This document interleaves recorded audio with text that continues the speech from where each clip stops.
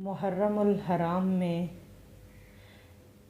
یا 10 محرم کو پانی کی، شربت کی، دودھ کی سبیلیں لگانا اور حلیم، جو کہ لفظ حلیم نہیں دلیم ہے، دلیم بنانا، یہ کیسا ہے؟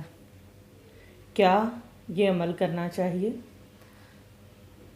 تو آپ دیکھیں کہ کوئی بھی کام یا عمل جس کو ہم نیکی سمجھ کر کریں اور اس کو کسی مخصوص دن کے لیے خاص کر دیں تو اس کے لیے ہمارے پاس نص کا ہونا ضروری ہے، یعنی قرآن و سنت سے اس کی کوئی دلیل ملتی ہو یا صحابہ کرام نے اس پر کوئی متواتر عمل کیا ہو تو پھر ہمارے لیے گنجائش بنتی ہے۔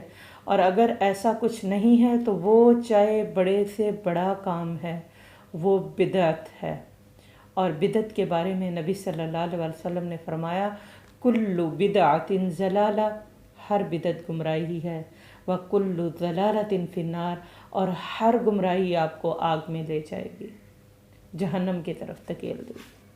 اور پھر ان دنوں یہ کام کرنا یہ تو بدعت میں آ گیا۔ پھر یہ غیر اللہ کے نام پر کرنا، غیر اللہ کے نام پر امام حسین رضی اللہ عنہ کے نام کی سبیل لگاتے ہیں اور دلیم بناتے ہیں، اس کو بانٹتے ہیں، تقسیم کرتے ہیں۔ اب کیا ہم کرتے تو نہیں، بالفرض ہم یہ نہیں کر رہے، تو اس کا کھانا کیسا ہے؟ تو اللہ تعالیٰ قرآن پاک میں کہتے ہیں انما حرم علیکم المیتۃ والدم ولحم الخنزیر وما اہل بہ لغیر اللہ۔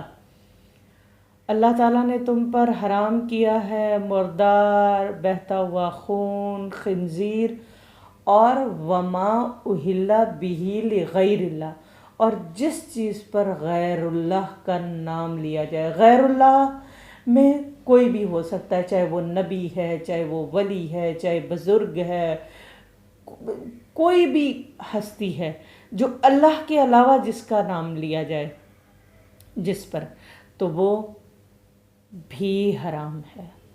اس کا کھانا، اس دن شربت پینا، یہ بھی حرام ہے۔ تو آپ دیکھیں اگر ہمیں حضرت حسین رضی اللہ عنہ سے محبت ہے اور ان کی